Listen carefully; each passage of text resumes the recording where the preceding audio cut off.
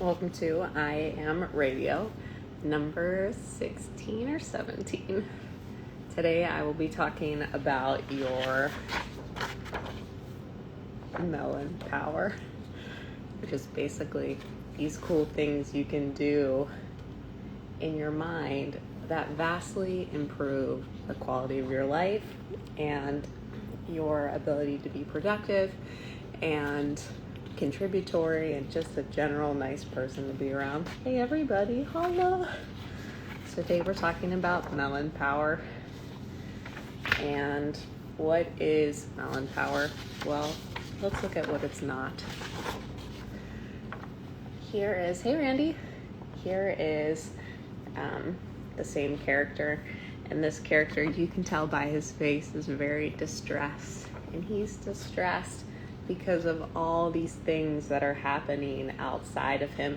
Here's his relationship, here's the government, here's the weather, here's that job he didn't get, here's the all these things outside, making our character rather feel some type of way. Or is he using his own melon power to feel some type of way?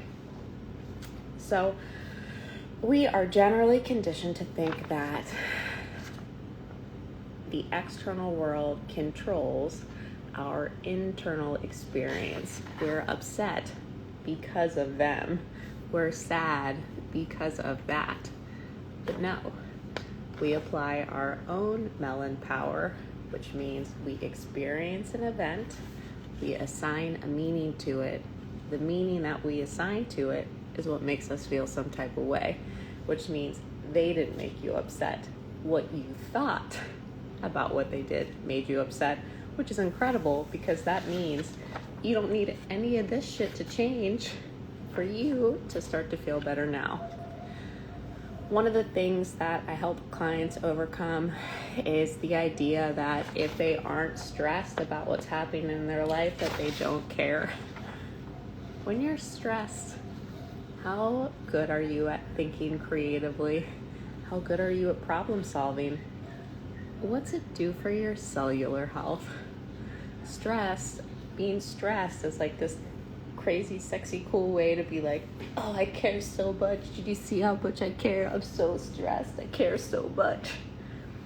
But it doesn't help anything. When you use your melon power, well, you're always using your melon power. That's the crazy part. But you're either using your melon power in a way that makes you feel sad, depressed, angry, or you're using it to put air in your sails. Hold on, let me just kind of calm down for a sec. I got a little excited.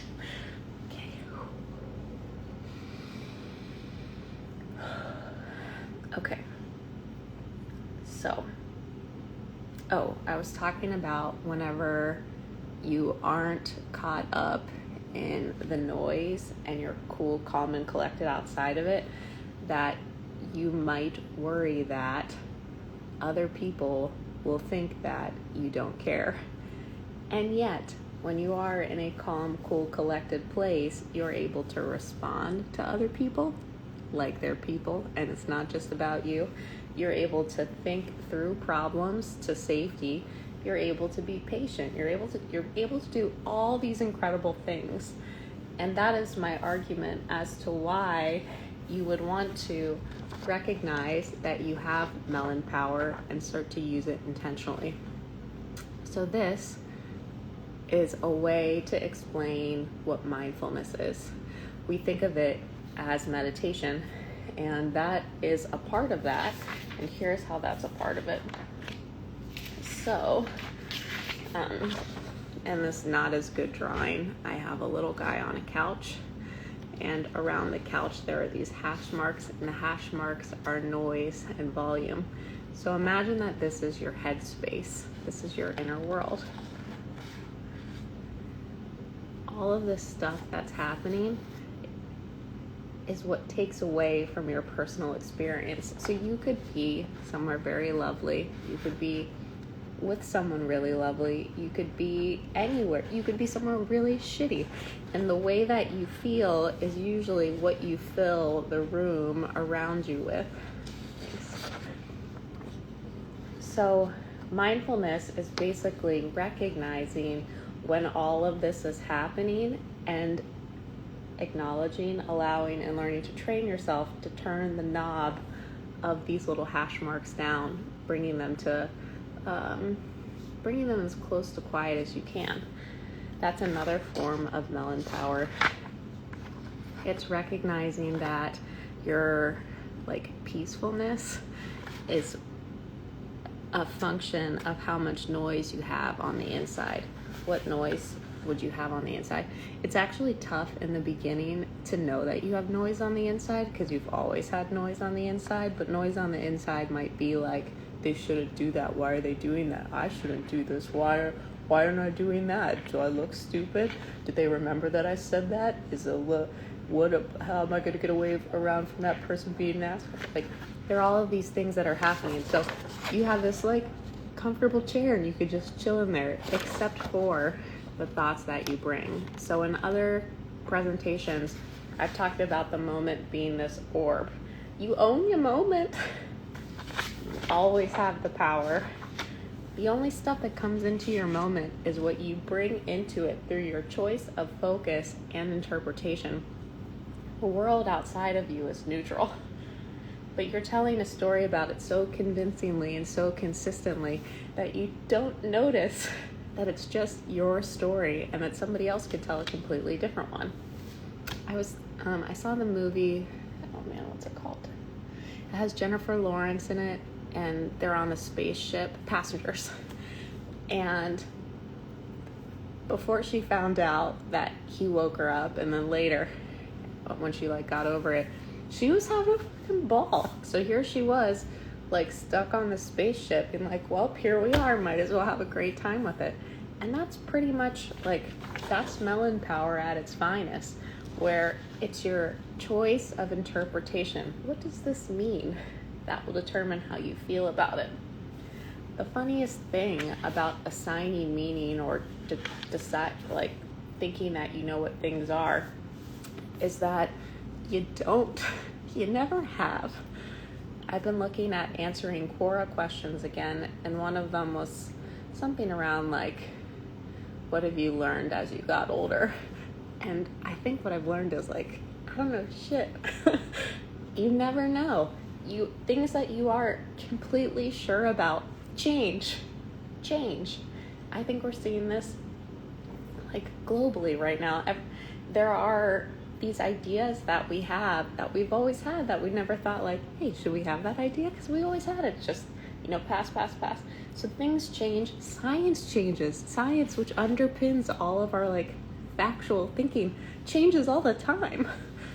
So I think recognizing that in truth you don't really know what's happening at any time is also helpful in slowing the noise down inside. So it's almost when you have a lot of mental activity, when you're thinking a lot, when you're thinking about a problem a lot, when you're thinking about what happened, when you think about what might happen, when you think, you're sorting these puzzle pieces with such beautiful intent and hard. You're I'm gonna figure it out. But your puzzle pieces aren't all the pieces. And some of the pieces you have are jacked. So you're trying so hard to make a picture without all the pieces, because all the pieces don't exist, because all the time and all the context isn't available for you to consider when you sort them out. Which brings me to this. Why for the win?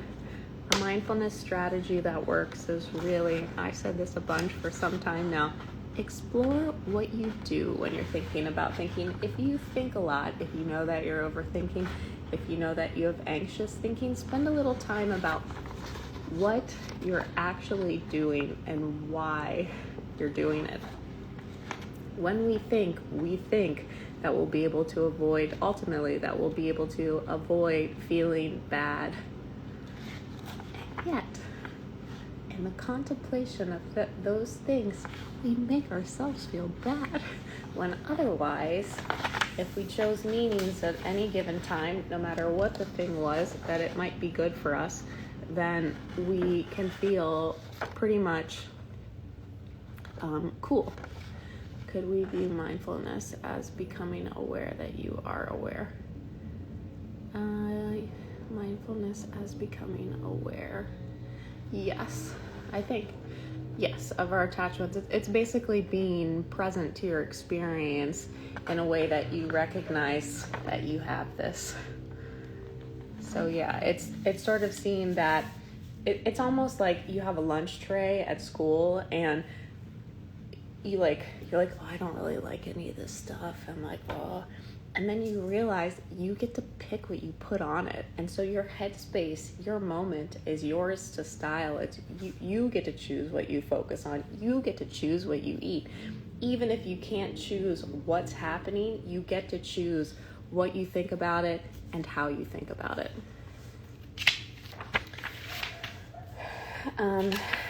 Which brings me to this. This is a magic wand. And you can use your magic wand on the past and the present. And this is magic at its finest. You may have something in your past that bothers the fuck out of you because you think it should have gone a different way, or you think that it's impoverished you you're not right now because of that. If you use your wand on it, you can choose a new meaning and change the past. You can also use this on circumstances around you. So, thanks. Yeah, most people do just come for the illustrations.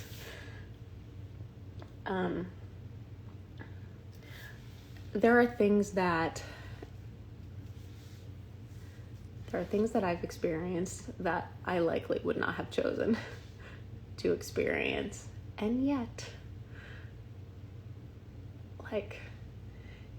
there are ways when you start, so when I'm saying these things, you're like, yeah, I know.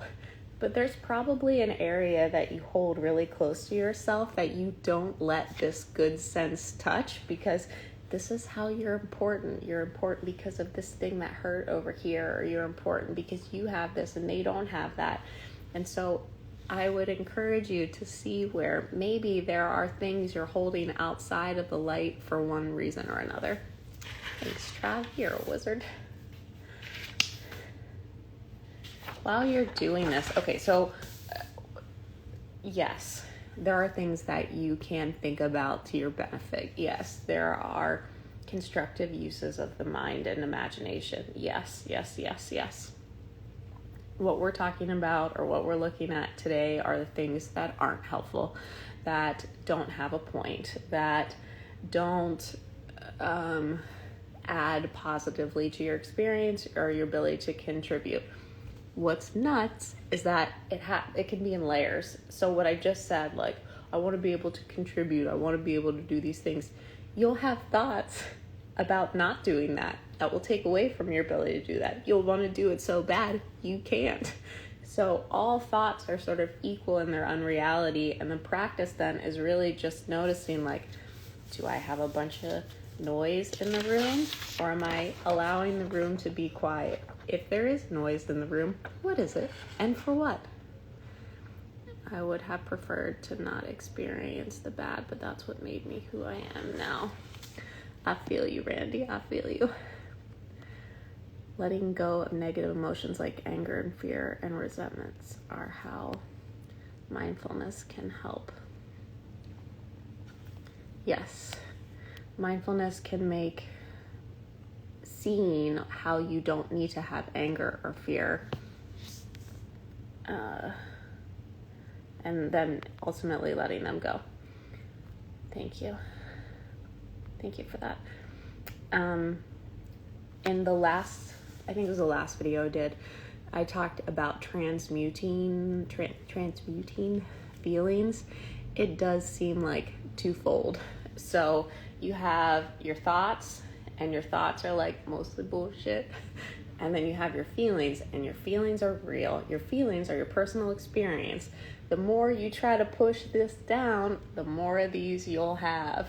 If you allow for yourself to experience your feelings, then you'll have less thoughts. Most of your thoughts are, how do you not feel something in the future? So if you allow yourself to feel, you'll have less thoughts. So that last video I did talked about a process of how to actually kind of like, I call it burn it off.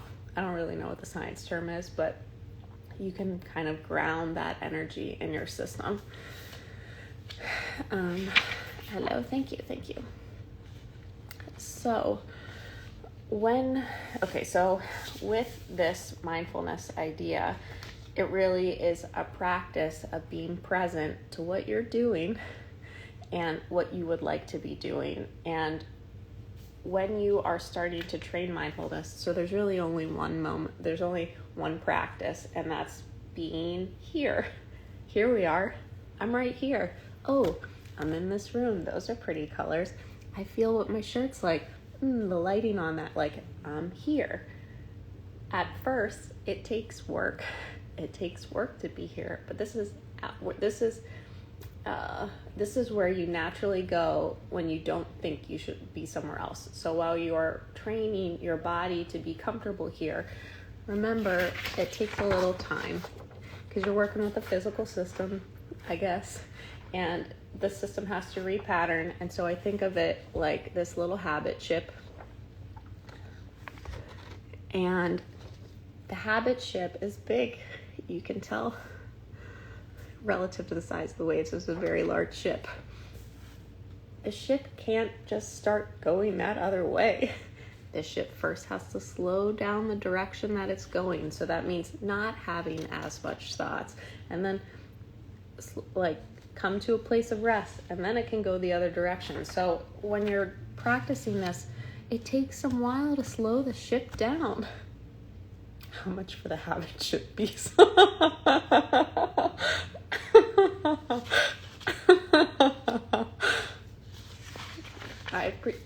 I do appreciate you supporting my work. Which is like, just be nice to yourself about it. You're not going to be able to accelerate in that other direction like right away. It takes, just like work on slowing down what you're doing. And I mentioned earlier that you can have this meta level of judgment about this. So now you can have thoughts about not having thoughts, and see how silly that is. The practice really is just, look, none. We're right here. We're right here. Let's see the other thing. Okay, I think that's all I have for today. So what I was talking about today was melon power. So basically the control that you have over your experience without having to control your external world, your relationships, your job, whether this comes, that comes, this is, blah, blah, blah. You feel some type of way through your choice of interpretation, and you also feel some type of way by the inner environment that you've created for yourself, and your inner environment, basically how you're thinking about things. I suggested that if it feels scary to let go of some of those practices, to just examine why you're thinking and what is it actually doing. What are you trying to do when you're thinking? I also pointed out that there's a wand that you can use to reframe the past and the present for instant suffering release. Let's say, for example, right now you're expecting something and it hasn't come. And so you think that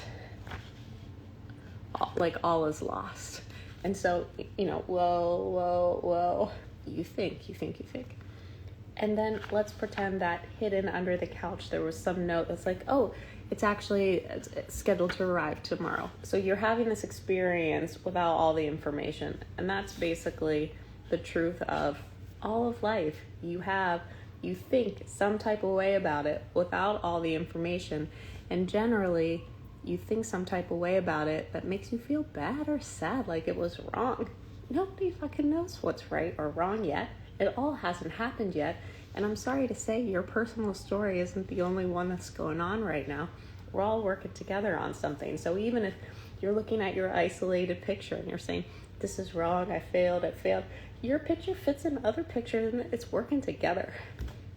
So when you notice that and it took a minute for me to even see the ways that the past was holding on to me. And I think I've said this in every broadcast now, most of the thinking that you have that disempowers you, you don't even notice. It's always there. So with that, how to bring it out, how to see it, I'd say want to, be willing to, have an intention. I hope you're saving all your illustrations. Thank you. Most of them get trashed. That's a great way to frame that. Thanks, Cormac. Nice to see you. We are connected through quantum entanglement. Yeah, there's a lot. I mean, I used to cite science in things, and then I stopped because I saw that science was a part of, and I've talked about this before, but here's this guy with a magnifying glass, and he's looking at this tail. So, oh, this is a really interesting tail. Look how the tail does this thing. And then, lo and behold, the tail is connected to like his ass. So it's like science is only looking at itself. And it gets a little too trippy when you really look at like language and science and all these things. They don't create the ground that you think they do. So I'll use science when I find it helpful at the moment, but at a very grounded, like practical, what generates results standpoint, it seems like the only thing I can consistently argue for is self-love. And self-love is managing your inner environment. And then from there, you're at least present to the experience that you're having and able to respond with an awareness that likely would generate a more like holistic response. Alchemy, 1 + 1 doesn't always equal 2. There's so much more. Yeah. There's so much. The last thing I talked about was letting the mindfulness practice, and mindfulness is like, hey, wait, stop a moment. How am I using my melon power? Remember, you're always using it, but sometimes you're using it for things that don't feel good. And let it be a gentle process as you slow that ship down, that momentum ship down. You're not just slowing this down in a little vacuum. You're slowing it down in a world that's yelling all the opposite of what you would be trying to create inside of yourself. So you're slowing it down in like the wrong kind of wind. Wrong, except for that it must be right, because it is. Just be gentle and curious about the process. It'll happen. Thank you everyone for coming out today and for your contributions. It seems like this is a good time to do this. Does anybody have anything else before I close? Anything else you want to share, shout, ask, sing? I love feedback. I want to going back with like not being able to know how you're using your melon power, you can get so caught up in your story, your personal story, what's happening, why it's happening, how it's happening, what it means about what's going to happen next, that you can't see what is. And when you can't see what is, you can't really respond to it in a way that like tends to it. It'd be like somebody dropped off plants for you to take care of, and every time you went to take care of them, you covered your eyes. So you have no idea where they are or what they need or what's happening.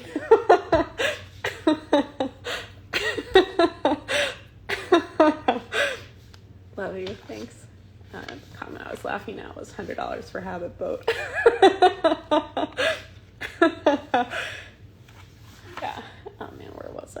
Oh yeah, so I haven't really been able to wholly see what I was doing because I was very much about what I should be doing.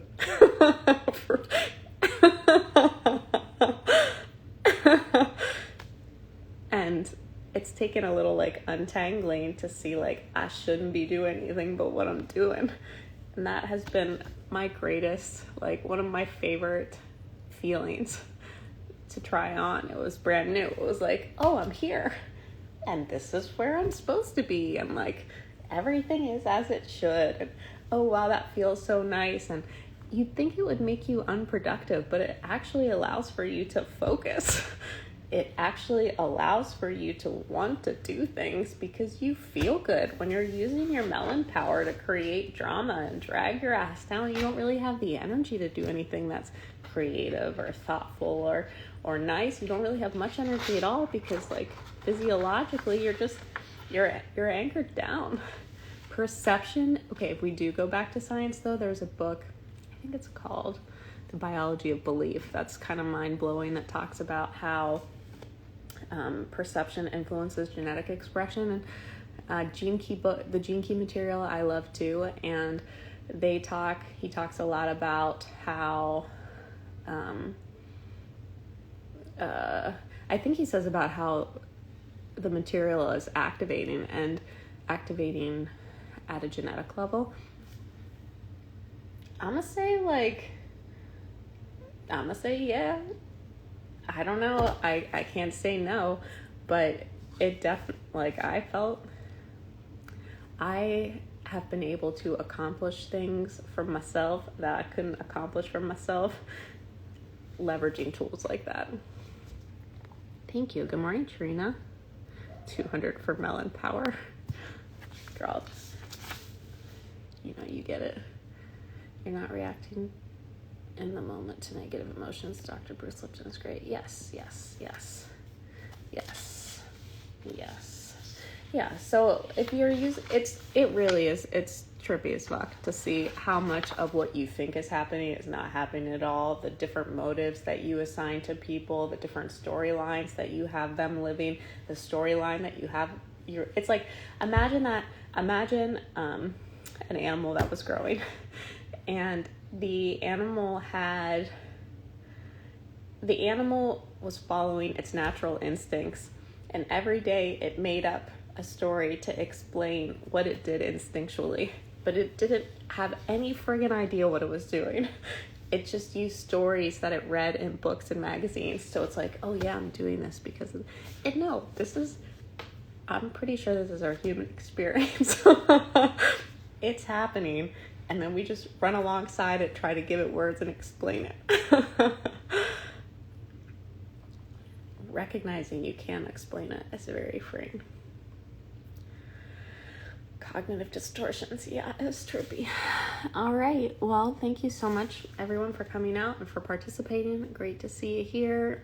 And if you have any topics, also, I'm going to share a three option session sale for a day or two. If mindfulness is something that you're practicing, as you can see, I love to teach it. When I work with somebody one-on-one, I hear them talk about where they are. I intuitively pull in guidance and basically tease out where they are with their mindfulness to the next level. So it's not reading a standard book and saying like, Eckhart Tolle says I need to do this. It's like, oh, the next step for me right now is here. And I use pictures, but it isn't a video call. I just do audio. I found videos a little distracting for people. So we do audio only, and then I sketch on Google Draw. So I'll pull images in and dance them around, and it kind of creates awareness of where there wasn't some, and then like just relief and freedom. Because like that's already there. We only think that it's not. So I'm going to post about that. I think I'll put it in my link tree as well. If you're interested, send me a message. Thank you so much for coming. Have a great day, everybody.